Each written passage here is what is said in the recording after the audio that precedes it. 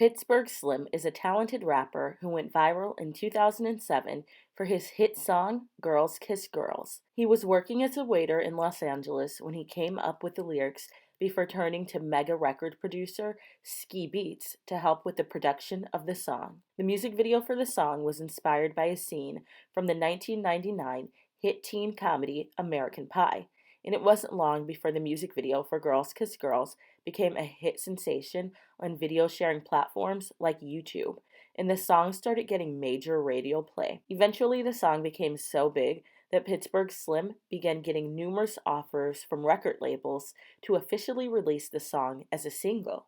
Pittsburgh Slim would go on to meet with megastar and CEO of Def Jam Recording, Jay-Z, whom he would later sign with. Pittsburgh Slim released his album Tastemaker through Def Jam Recordings in December 2007. Slim later released his hit song My Bitch Is Crazy in 2009 to rave reviews, and DJs were playing it everywhere. Pittsburgh Slim is known for his love of grunge and rap music, listing Nirvana and 90s rap as major influences on his musical style, which you can hear in his latest album entitled Grunge Hop, which was released in 2021. Some critics argue that Pittsburgh Slim is mostly known for his sexually explicit lyrics and party lifestyle, especially in his older music. But his fans know that Pittsburgh Slim's persona and music exudes a youthful sense of unabashed rebellion, and the fans love him and his music for it. Pittsburgh Slim's mixtapes like Downtown Wednesday Night and Nolita Nights embody youth, freedom, and being 100% authentically yourself. Also a talented actor, Pittsburgh Slim starred in the action horror film The Bleeding in 2009, where he starred alongside megastars like Michael Madsen, Kat Von D, and the late icon rapper DMX. Please welcome Pittsburgh Slim to the hot seat. Pittsburgh Slim, welcome! What up, what up? I'm so glad to have you on here. I just have to tell you this before I start, because I don't even think you remember me or my sister, but we loved you when we were in high school, and we had you come out to this teen club that we used to love going to called Zero Gravity. Honest to God, I do remember that. You do? I swear to God. Yes, I do. And that was a cool time, because like everybody knows that like teenagers are like the best attendees for concerts. They go the most ham. So, I remember that. That was a fun time. You know what's crazy? We did all that work to the guy that owned it to get you there, and he would not let us on stage because we were black. We wanted to go on stage so bad. You probably don't even remember, but you were up there, and all those blonde white girls were on stage, and we wanted to go on so bad. They said, "No, you're not the type of girls we want up there." Wow. We thought about that for a long time. I would never let that happen if I knew that. I don't think I was paying attention clearly. That's a shame. Right. It's crazy, but we definitely haven't forgot about it. But it didn't make the night any less awesome. And I wish I was supposed to You're go the best. Thank you. I was supposed to go to the basement and find the posters that we had stolen from off the wall, but I forgot to do that, but that's okay. I'm going to jump right into this interview, Slim. Okay. So my first question is, you're known for your love of two very different genres, grunge and hip hop. Can you tell me about your musical influences, like who they were growing up and would let you to become interested in pursuing a career in rap music? I think that Nirvana is the biggest influence on me for sure. I like Sonic Youth. I like the Jesus Lizard, Fugazi. Those are the rock bands that I really liked growing up. And I guess as far as rap goes, I mean, I was always into rap from the time I was a kid. The Beastie Boys was the first album that I ever had, Licensed to Ill. So that was a good time. Reminiscing about that recently, actually. But Camp Lo is probably my favorite rap group. Mm-hmm. They had a big song called Lucchini back in the 90s. Their first album is my favorite album of all time. Without a doubt. I like Das Effects. A lot of the stuff that came out in the early 90s, like 1991 through 1994 is really like a golden era of hip hop. I mean, the 90s period. But, I feel so lucky to have been born when I was born so that I could experience all this stuff right at that like special like middle school age when it was coming out, and Yeah, I think any artist, when you decide that you want to be a musician, it's generally because you like someone's music so much that Mhm, it inspires you to try to make other people feel the same way about your music that you feel about your favorite music. And so really that's it. It was music was just like such a high, mhm, even for as a kid, listening to it and just being into it. And it was a way. There wasn't the internet back then, so you got a lot of information from the rappers, and it was it's amazing to go back and listen to those songs. I encourage everyone to listen to 90s hip hop. mhm. Actually, that leads into my second question. I was gonna say, I really like your latest album, Grunge Hop.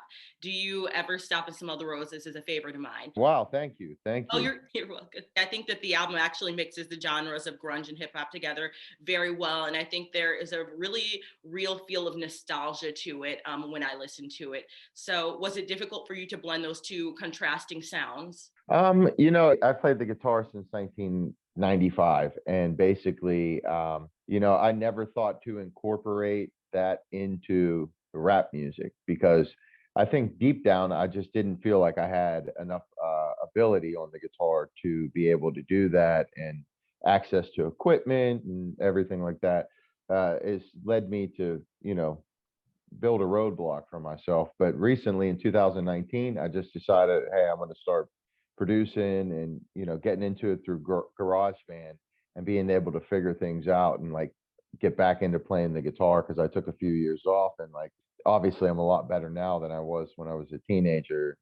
The first thought crossed my mind to blend the two, but I don't know. I just I don't really like a lot of the blending of the genre, like rock and rap. To be honest, I know like some people might get offended by that, but oh well. But so for me, it took really discovering how to do that with just trial and error. I think is really what it comes down to, and that's the best way to get a sound. Is just experiment, experiment. The more you do it, the better it turns out. The more you cook, the better your food's going to taste. Hmm.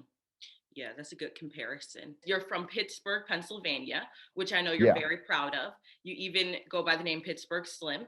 And I've heard that you caught yourself Pittsburgh Slim after a line in the Jay-Z drops in his song So Ghetto, where he references the infamous pimp and later author Iceberg Slim. Can you tell me about how the name Pittsburgh Slim came to be? It was just basically I would sing along to this line that Jay Z said, and nobody really shouted out Pittsburgh back then. For whatever reason, a lot of rappers were not from Pittsburgh, clearly. So why would they be shouting out Pittsburgh? That'd be kind of odd.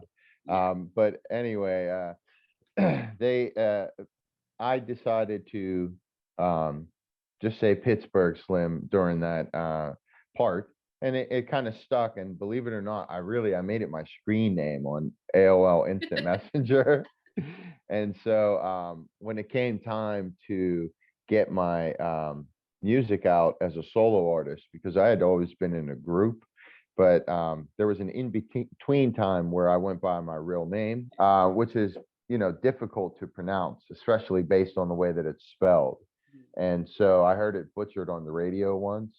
And at that point, I said, no, I got to have something like, easier for people to remember. And I just went with my screen name. You know who else does that? I don't know if you know who this artist is. She's called Charlie XCX. She did that as well.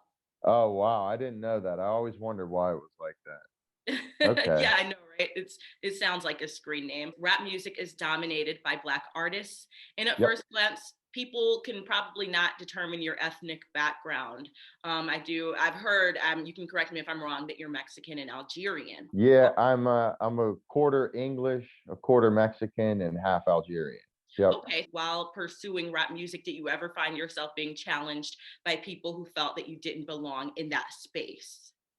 I'll be honest, no. I always was loved. I was always embraced, and hip hop is such a culture of love.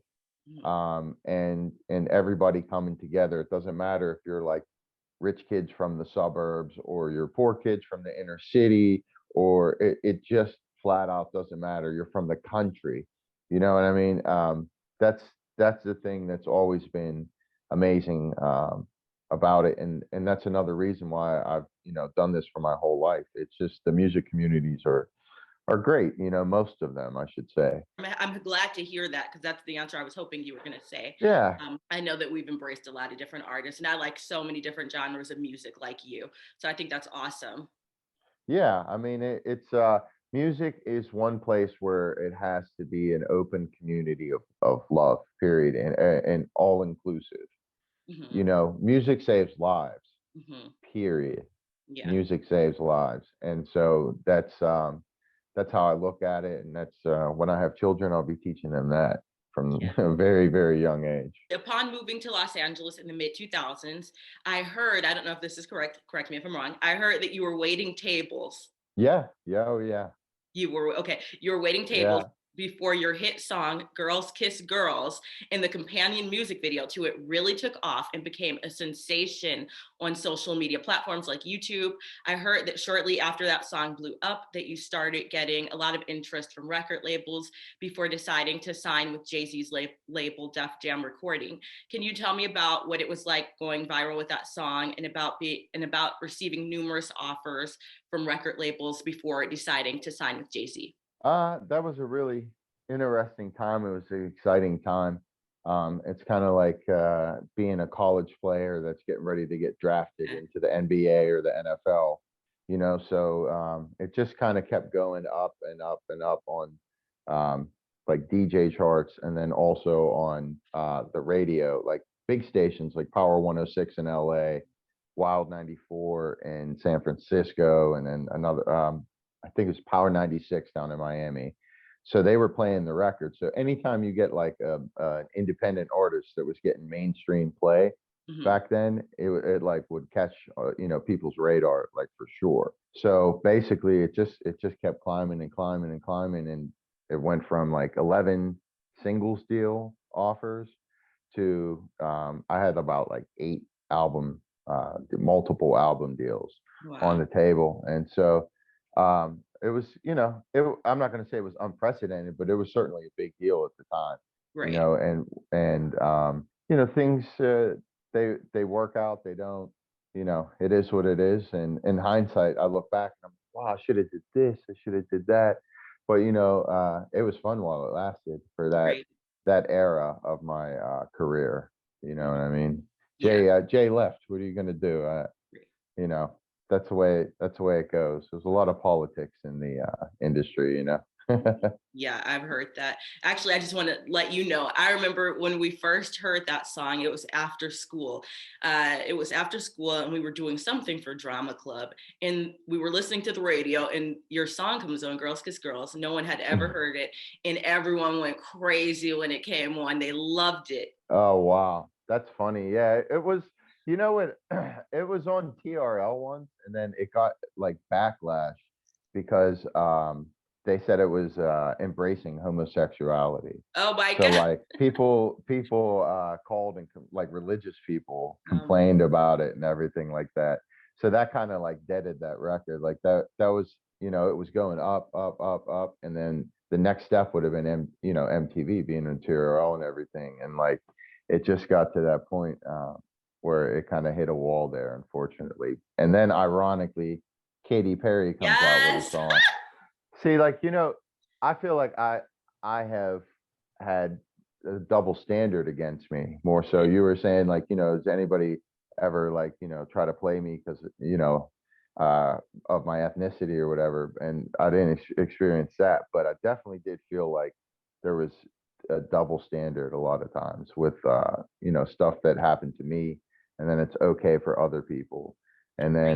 then, I had another record, My Bitch Is Crazy. And that record they made me change, beep out the word and do like My Chick Is Crazy. Oh my God. And but then you have Lady Gaga in a song that's like, walk, walk, fashion, baby, work it, move that bitch crazy. And she could say that it's just like water under the bridge. Like I'm way past that clearly, but I noted that at the time, and that was a Mhm. little bit annoying. But what can you do? There's a lot of things that are unfair in life, you know.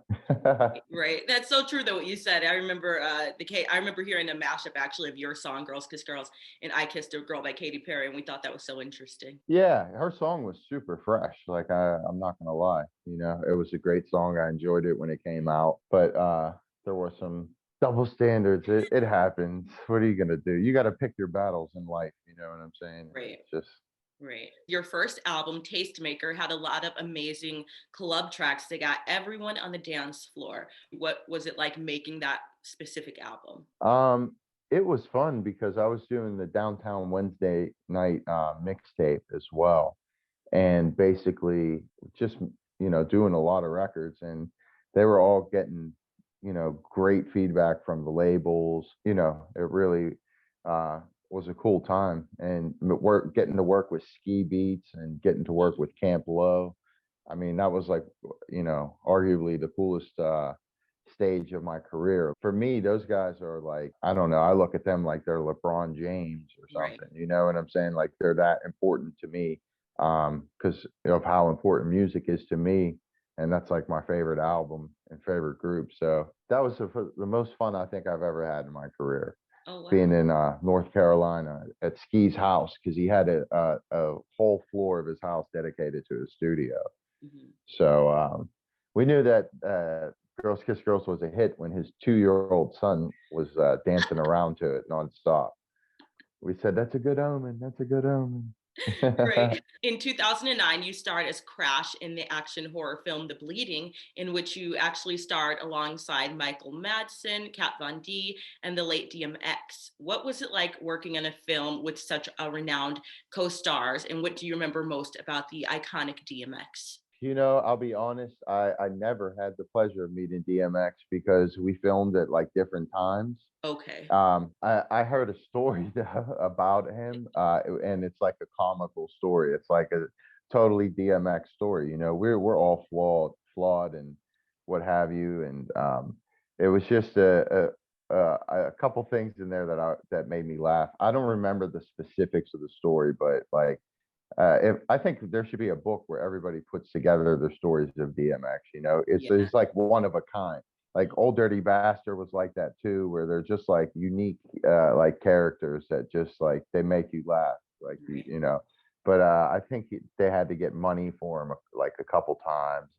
Just he was he was a bit of a diva, but like in like a funny way. Like I thought it was hilarious, But Yeah. and everybody was you know sad. I talked to the producers of The Bleeding recently about the passing, and they said they were just grateful and privileged to get to work with him.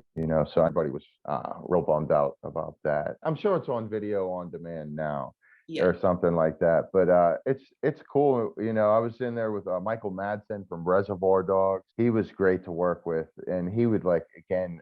Uh, just make me like laugh before the scenes too, which was kind of a pain because I'd have to just like wipe it off, and I wasn't Right. the best at that. That was a great time. I got to shoot some guns, Yeah. so which was pretty cool. And Wilmington, Delaware, that's a beautiful town. That's where we shot it at. Really, really nice place. I'd like to go back there someday. I haven't been back there since then, but it's a fun vampire movie. The hit song "My Bitch Is Crazy" was actually on the Bleeding soundtrack, and it's rumored that that song was about your girlfriend at the time, who we believe was named Charlotte, whose nickname Char you have tattooed on your wrist, I believe.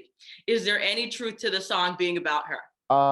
It's a very general song, and there are some uh consistencies there for sure.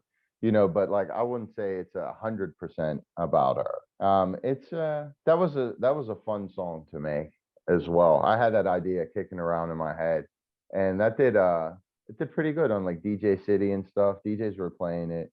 And Mhm. then like what happened with that song, it ended up being we had some stuff going on, and then Michael Jackson died, Oh yeah. and like all the plans we had kind of got thrown to the side, and then it met resistance on radio, like I said, because Mhm. they don't like the word bitch, even though I'm a bitch was the name of a song that was all over the radio before. But I guess the Puritans weren't feeling it. Right. So, but yeah, that was always a fun record to perform. Your mixtape Nolita Nights had unforgettable songs like Undressed and Popular with the Ladies. What inspired that particular mixtape? That was really just living in Nolita in New York, which if you're not familiar, it's like in the lower Manhattan area next to Soho and the Lower East Side.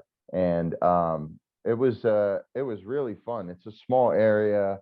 There's tons of little like nooks and crannies, like the Randolph, Sweet and Vicious. There was a club there, South Side. I don't know if that's still there, but I remember when it opened.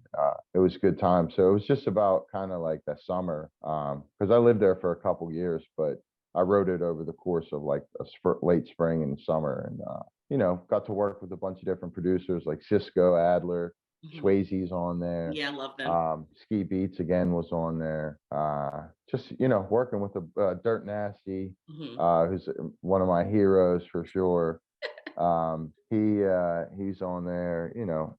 Got to work with a bunch of people, and I think that it may be my best work, especially like since I started like playing my guitar again. Mhm. I think Nolita Nights was dope. I wish it could have been an album, but there's so much like with clearing samples that sometimes you can't get everything on there, and you don't want to sacrifice like that integrity of the project and leave like great songs off of it, which is, I like my mixtapes better than my album, to be honest, Yeah. because the album was just like, it was really a lot of like club singles, Mhm. and so they liked them all and wanted it to be an album. But like a lot of my mixtape, Downtown Wednesday Night, was supposed to be on there. But back then, at least, it was like a big problem to clear samples on the cheap. Yeah. Everybody really wanted to get as much money as they can because they started losing so much money from like album sales and stuff. And it Mhm. was this weird like in between time for the industry where the new models weren't established yet. Right. You actually kind of went into my next question, which is musically, you've worked with some amazing and talented people from Jay-Z to Dirt Nasty and a slew of talented others. What has been the most unforgettable collaboration? Again, I'm just gonna say, like for me, it was doing this record on Downtown Wednesday Night, with Camp Low, Mhm. because that was the first time that I got to like do a song with them, and that was like my dream collaboration for rap. And this kid from North Carolina, K Slack, he ended up flipping the beat for Michael Jackson Thriller. Oh, So, like, Michael Jackson was obviously, if you're a kid in the 80s, Michael Jackson is like Jesus. right. So, like, it's a great song to me when I go back and I hear it because I remember, like, just how happy I was. Like, my dreams are coming true. Like, that's always a good feeling to have.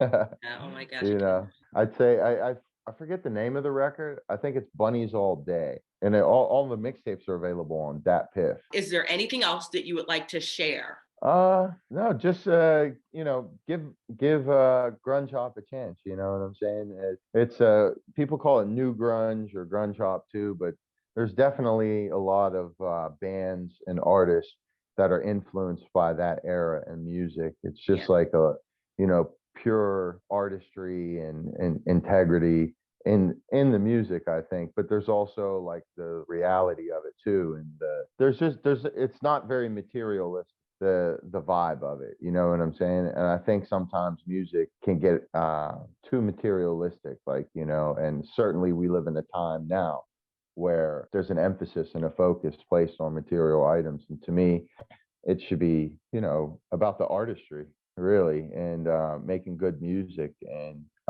that's where I'm at with it. I'm older now, and I just look at things differently. So I'm excited to see what other people are doing as well, because I love grunge music and I love hip hop and that era, 91 through 94.